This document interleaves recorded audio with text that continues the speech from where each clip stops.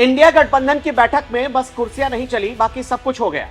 जून में बैठक हुई तो केजरीवाल नाराज हो गए, जुलाई में बैठक हुई तो नीतीश कुमार नाराज होकर बीच मीटिंग से उठकर चले गए, अगस्त में मीटिंग हुई तो ममता बनर्जी नाराज हो गई कि इंडिया गठबंधन का नाम इंडिया क्यों पड़ गया, और जब दिसंबर में बैठक हुई तब फिर से नीतीश कुमार और लालू प्रसाद यादव नाराज हो गए। ये इंडिया गठबंधन में नए प्रधानमंत्री के नाम पर लेकर जैसे ही चर्चा शुरू हुई, नाराजगी का दौर एक चरम लेवल पर पहुंच गया और उसके बाद यह कहा जाने लगा कि इंडिया गठबंधन अब किसी भी कीमत पर एक इकट्ठा नहीं हो पाएगा। इसके कुछ सबूत आपको बताते हैं कि बीच मीटिंग में ऐसी कौन सी बात हुई जिस पर कांग्रेस नेता और लालू प्रसाद यादव और नीतीश कुमार आपस में टकराने की स्थिति में आ गए। सबसे पहले डीएमके वाली कहानी सुनिए। डीएमके के एक नेता बोलने के लिए खड़े हुए, लेकिन वो हिंदी में नहीं बोल रहे थे। नीतीश कुमार इस बात पर बहुत नाराज हो गए। उन्होंने कहा कि अगर हिंदी बोलनी आती है आपको तभी आप बोलिए, वरना मत बोलिए।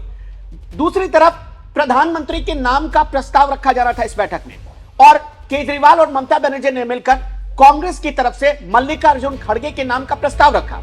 कहा गया कि मल्लिकार्जुन खड़गे विपक्ष की तरफ से यानी कि इंडिया अलायंस की तरफ से प्रधानमंत्री पद के उम्मीदवार होंगे, लेकिन जैसे ही उनके नाम का प्रस्ताव रखा गया वैसे ही सबसे ज्यादा नाराज नीतीश कुमार और लालू प्रसाद यादव नजर आए। इसके बाद असली खेल यहीं से चालू हुआ। नीतीश कुमार अपना गुस्सा जाहिर कर रहे थे कि बीच में लालू प्रसाद यादव भी उनके समर्थन में खड़े हो गए और कहा जा रहा है कि बीच मीटिंग में जब 28 दलों के नेता उन्हें रोकते रह गए, उसके बावजूद भी ना तो नीतीश कुमार माने और ना ही लालू प्रसाद यादव। लालू प्रसाद यादव सबसे पहले कुर्सी छोड़कर उठ गए और वो जाने लगे। इसके बाद नीतीश कुमार भी उनके पीछे पीछे उठकर चलते बने। दरअसल लालू प्रसाद यादव या फिर नीतीश कुमार, दोनों को राहुल गांधी के अलावा किसी दूसरे चेहरे पर भरोसा नहीं था।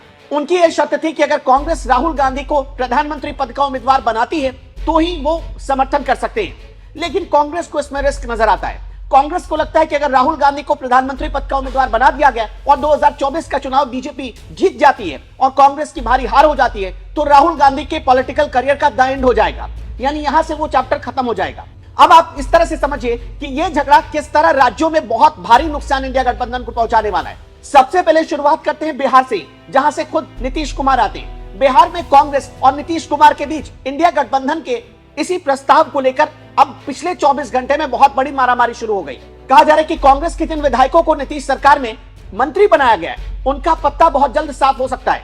नीतीश कुमार उन्हें साइड कर सकते हैं और लालू प्रसाद यादव ने इस पर सहमति जता दी।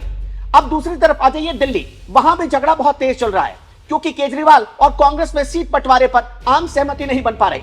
दिल्ली के अलावा खुद आप चले जाइए कर्नाटक जैसे राज्यों में जहां कांग्रेस की सरकार चल रही है, कर्नाटक जैसे राज्यों में भी दूसरे दलों को कांग्रेस ज्यादा तवज्जो देने के मूड में नहीं है। राजस्थान हो, छत्तीसगढ़ हो, मध्य प्रदेश हो, इन तीनों स्टेट में अगर आप देखेंगे तो कांग्रेस भले ही हार गई हो लेकिन वो बड़े भाई की भूमिका में ही रहना चाहती है, यानी कि ज्यादा से ज्यादा सीटें बार्गेन करना चाहती है। सबसे बड़े स्टेट उत्तर प्रदेश की अब बात कर लेते हैं जहां 80 लोकसभा की सीटें। यहां भी अखिलेश यादव के ट्वीट ने साफ इशारा कर दिया है कि वो इंडिया अलायंस से ज्यादा अपने अलायंस यानी कि पीडीए पिछड़ा दलित अलायंस पर ज्यादा भरोसा कर रहे हैं। जहां जहां अखिलेश यादव इंडिया अलायंस का नाम लिखते हैं वहां वहां वो पीडीए का नाम भी जरूर लिखते हैं। हाल ही में इंडिया गठबंधन की बैठक खत्म होने के बाद जो अखिलेश यादव का ट्वीट सामने आया, वो ट्वीट कम से कम यही इशारा कर रहा था कि अखिलेश यादव को इंडिया गठबंधन से ज्यादा पीडीए गठबंधन पर भरोसा है।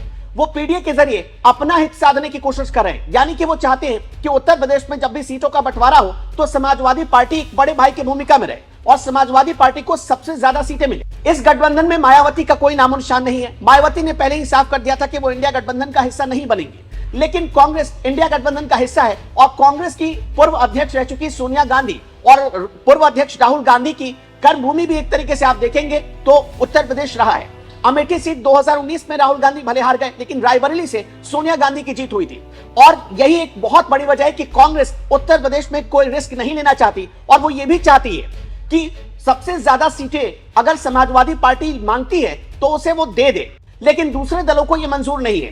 केजरीवाल उत्तर प्रदेश के कुछ राज्यों में अपनी धमक दिखाना चाहते हैं और यही वजह है कि उत्तर प्रदेश में भी यह गठबंधन दरकता हुआ नजर आ रहा है। तो फिलहाल इंडिया गठबंधन का क्या फ्यूचर होने वाला है ये कोई नहीं जानता। आपको याद होगा कि जब सितंबर महीने में महाराष्ट्र में इंडिया गठबंधन की बैठक हो रही थी, उस वक्त एक 5 स्टार होटल में यह बैठक आयोजित की गई। तब भी बहुत सारे सवाल उठे। केजरीवाल साइडलाइन कर दिए गए थे, वो गिरते गिरते बचे थे। बीच उनकी तस्वीर सामने आई थी और बीच तस्वीर में वो गिरते हुए नजर आ रहे हैं। इसमें भी सीट बंटवारे का कोई फॉर्मूला नहीं निकल पाया और न ही आम सहमति बन पाई। सीट बंटवारा कैसे होगा, किस राज्य में कौन सा फॉर्मूला अपनाया जाएगा या देश के लेवल पर एक मात्र फॉर्मूले पर काम होगा, अभी तक इंडिया गठबंधन ये भी क्लियर नहीं कर पाया है। प्रधानमंत्री कैंडिडेट कौन होगा, इस पर ही इतनी असहमति है कि इंडिया गठबंधन के लिए मुश्किलें बहुत भारी हो गई है। ऐसे में बीजेपी और नरेंद्र मोदी के चेहरे से मुकाबला करना इंडिया गठबंधन के लिए दिल्ली दूर जैसा मामला लगता है। फिलहाल आप क्या सोचते हैं कि क्या इंडिया गठबंधन 2024 में बीजेपी को टक्कर दे पाएगा? हमें अपना जवाब जरूर बताइएगा।